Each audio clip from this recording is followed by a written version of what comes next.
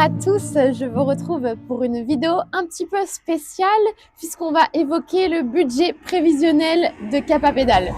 À la base, j'avais prévu 7 900 € environ de budget.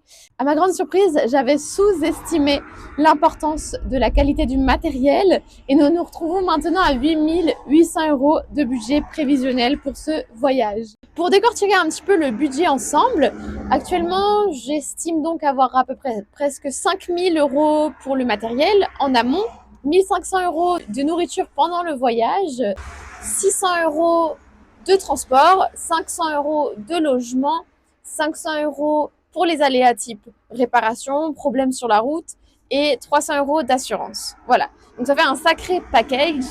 Aujourd'hui, j'estime avoir 5 200 € par mois-même d'ici avril, mais il me faut donc encore 3 600 € d'aide extérieure. Je lance donc le pari fou de récolter ces fonds grâce à la générosité des gens et surtout grâce au partenariat des entreprises.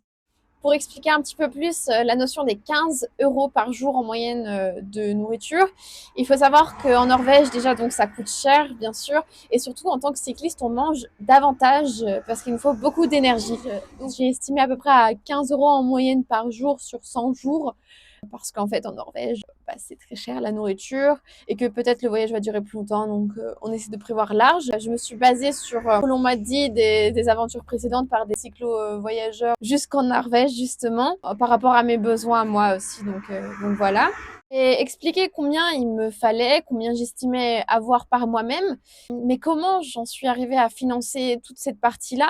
Alors moi, il faut savoir que de mon côté, ça fait déjà 6 mois maintenant que j'enchaîne plusieurs emplois saisonniers, emplois CDD temporaires. Je vais peut-être pas donner les détails de ce que j'ai fait, mais ça a été très challengeant de préparer le projet et en même temps de travailler à côté, surtout en ce moment maintenant que ça s'intensifie. Voilà, donc malheureusement, j'ai aussi des charges de mon côté à payer, ce qui fait que je n'ai pas pu mettre tout ce que je voulais en fait pour le projet. Sachez que pour moi, c'est très difficile en fait d'en arriver à parler budget, de mettre tout ça en avant. C'est quelque chose qui est un petit peu tabou, surtout en France. Et vous l'aurez compris, c'est pas évident en fait. On a vraiment cette notion derrière l'argent de il faut travailler, il faut que tu fasses tout par toi-même. Et donc aujourd'hui, je mets cette peur de côté.